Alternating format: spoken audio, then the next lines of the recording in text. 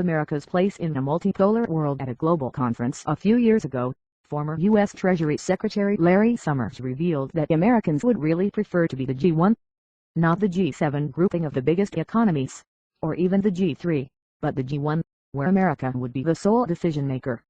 It may not be too surprising since the U.S. has been the sole economic superpower for most of the post-war period. But times are changing. A big sign of the shift was when the British and other Europeans, as well as allies such as Australia and South Korea, all signed up to the China-led Asian Infrastructure Investment Bank AIIB to be founding members.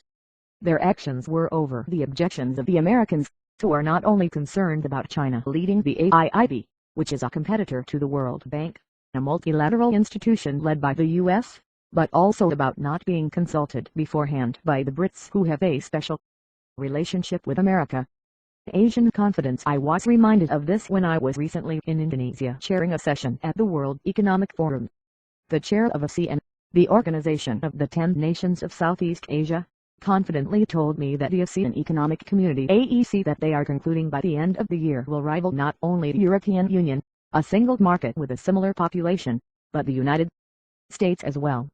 It struck me that 4 countries who were rescued by the Bretton Woods institutions based in Washington, D.C., the IMF and the World Bank just a decade and a half ago during the Asian financial crisis. It was quite a shift that Southeast Asia now see themselves as competitors to the world's biggest economy. The confidence of Asians, not just the Chinese but other Asians too, was notable. Just a decade or so ago, Asians couldn't push through the establishment of an Asian IMF in the aftermath of their financial crisis as America objected to competing